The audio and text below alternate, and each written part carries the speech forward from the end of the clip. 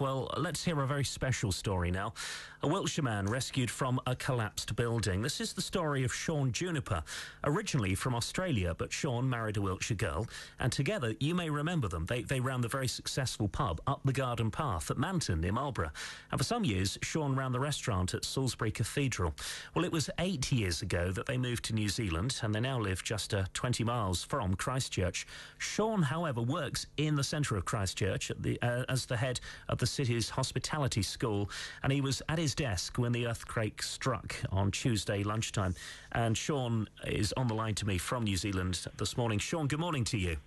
Good morning. How are you? Well, I'm fine. The most important question I want to ask you, first of all, is how are you and your family after this? Well, we're fine, thank you. We all came through totally unscathed. What happened? You were sat at your desk, an otherwise ordinary day on Tuesday. Just take me through exactly what happened.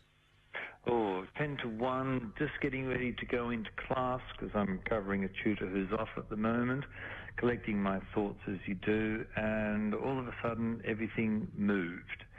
It's very difficult to explain. It's a feeling you get in your stomach, it's a sound, but the whole room I'm sitting in just lurched, and I just thought, okay, this is it. This is the big one. We've obviously this week spoken about the fact that earthquakes are fairly common in New Zealand, certainly nothing on this magnitude normally. In the time that you've lived there, have you experienced earthquakes before? Only since September. Previous to that, no, nothing like this whatsoever. But since September, they've just been coming through quite regularly. So what happened to the building that you were in?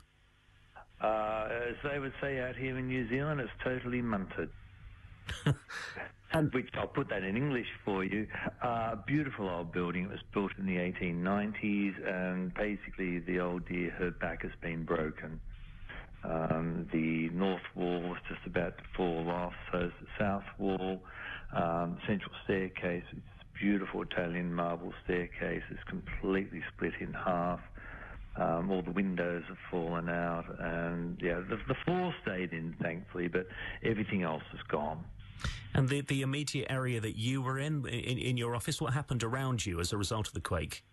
Well, pretty much all the other old buildings around us are in exactly the same state. The area we're in, which is just on the edge of the CBD, beautiful spot, around the corner from the Canterbury Television offices, all of those buildings in our street, all the old buildings have also collapsed as well. I mean, for those of us that, thank goodness, have never experienced an earthquake, it's difficult to understand how long it goes on for. I mean, is it just something very quick? Does this matter over a period of time? How long did it actually last for? I couldn't tell you exactly how long. Mere seconds, from what I've read. It seems to go on forever, though. Yeah. I imagine. You are holding on for dear life. I was underneath my desk, hanging onto the legs of my desk, knowing that that was the only protection I had between me and anything falling on top of me. Thinking, is this ever going to finish? And it stops just as suddenly as it starts. There's no warning at all. And what was the aftermath like? Once it had stopped, was it chaos? Was it deathly quiet? Describe what happened next. It's total silence. There's a period where there's no sound whatsoever, and then peripheral hearing, you start hearing sirens, you hear people yelling and screaming for help, people crying, you survey your surroundings. I was looking at my office, and everything came off the shelves, shelves came off the wall, computers gone, all of that sort of stuff. And how did you get out of there? With assistance, I was stuck. Bookcase had fallen in front of the door and actually wedged itself into the wall. It had fallen with such force.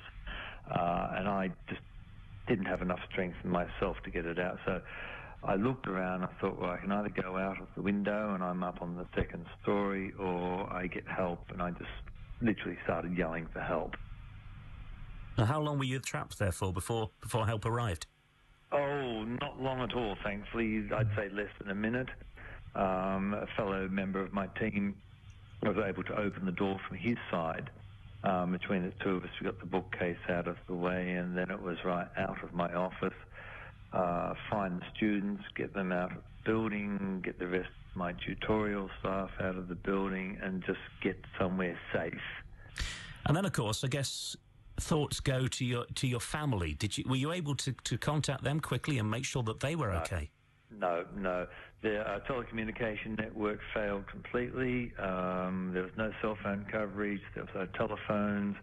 It would have been a good hour before I was able to start hearing from I heard from my daughter first, and it would have been another hour or so after that before I could actually talk to my wife. That's probably the longest hour of your life. Oh, it was horrible. I just wanted them to know that I was alive. I knew they were safe. I knew they would be far enough out of town. But I needed them to know that I was okay. And of course, you and your family, you've got lots of friends and family here in Wiltshire who were obviously desperately worried about you. How long was it before you were able to reassure them that you were all okay? Oh, about 12 hours, I'd say. Mm.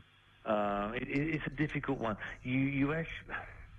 Sorry, I think very carefully here. You're not tracking time. Events happen, things happen. You've just got to go with it. You've just got to deal with it the best you can, and help those other people around you who need your assistance. Do you know, one of the things that we've heard reported on the news from rescue teams arriving into the area from overseas is quite how well prepared the area was for an incident like this. Can you relate to that? Oh, yes, yeah. The police ambulances were there within minutes. St John's ambulance was setting up a triage station within half an hour. First aid was on the spot almost instantly. And believe it or not, they dropped the Portaloo into the square where we all were within about 5 minutes. Seriously? My goodness, yeah, seriously. Gosh. It was just... you still got to go to the toilet. Yeah. Well, yes. And especially when you're in shock, because bodily functions really kick in. And it was there, and the roads were closed off. Buildings which weren't safe to go by were barricaded off. It was astronomical. I mean, I'm just trying to imagine when you get out of the building yourself and you know that you're okay, you're pulled out by a colleague. What was the scene like when you actually got outside? What was there in front of you? Oh, just masses of people crying. Rubble everywhere. It's like you're watching a war film and a bomb's gone off and there's rubble and crushed buildings and cars and people hugging each other and crying and walking wounded with blood running down their faces, and you're just thinking, hang on a minute, I've got to do something. I can't just stand here. And thankfully my first aid training just kicked in then as well, and you just start helping other people. You know, as we said, in your job now, you're the head of the city's hospitality school. You're responsible for staff. You're responsible for students as well. And with the roads blocked, the devastation around you, what did you have to do to ensure the safety of your students and staff alike? Well, I kept them all together. I made sure everyone was accounted for and no one was injured, and then just sort of basically just told everyone to hang on to each other and give each other comfort. Because at this stage the ground is still moving. It's sort of like trying to stand on jelly. It's just not solid underneath your feet at all. And I wouldn't let anyone go home for a good half hour because I needed to be sure that there wasn't going to be any big immediate aftershocks, because I thought of sending them off and then having a building fall down on them was just too much I could cope with. And then I just slowly, as families started finding each other, because students have got parents who work in Christchurch and they were coming to us, and once I knew they were with family, I could send them off. Finding groups of students who lived in the same area together and send them off together and saying, you know, stay together, keep safe. You know, and when you get someone's house, if it's safe in that house, stay in that house until you can contact family to come and get you. And just very slowly over the course of a few hours, just let people go home once I knew they had somewhere they could get to. Sean, I guess now we have to look at the situation for the future. and what the situation's like on the ground there. I mean, one of the things we heard about soon after the earthquake was the fact that the water was off, and, you know, no fresh water in an area that's had an earthquake or anything as devastating as this creates a whole new lot of problems. What is the current situation like with regards to power and with regards to fresh water and sanitation in Christchurch? Well, we don't personally live in Christchurch, but I was communicating with friends in there today. There's something like 65,000 houses which still don't have power or water, or sewerage for that matter as well, which makes it very difficult to have the basics of life going on. It has been raining, which puts extra pressure on things as well, because you're cold, you're wet, you can't get a hot meal, you can't warm up. And I would say, from what I've seen when I was driving out of the city on the day of the quake, it's going to be quite a long time before that basic infrastructure is put back into place. Can you ever see Christchurch returning to the way it was before the quake? Personally, I can see a bigger, better Christchurch rising from the ashes. Has it changed your attitude to your life there? Because, of course, you know, as we said at the beginning, you were born in Australia, you made a home, found a wife and had a family in Wiltshire. You moved 8 years ago to Christchurch. Has it changed your opinion of your adopted home? Yes and no.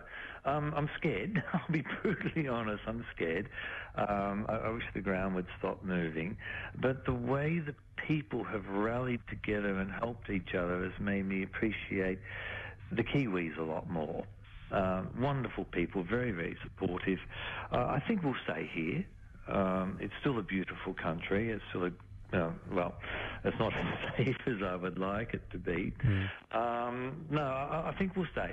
I think we'll stay. I'm actually, to be brutally honest, I'm still sort of trying to make my mind up on that. Yeah, that's understandable. Sean, I'm so pleased that you and your colleagues, your family, your students as well are okay. And thank you so much for being with me this morning and just describing quite what it's like. Not a problem.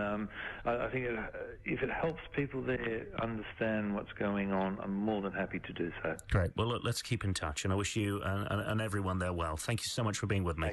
Not a problem. Thanks for phoning. All the best. There's Sean Juniper there, who survived the earthquake in New Zealand on Tuesday.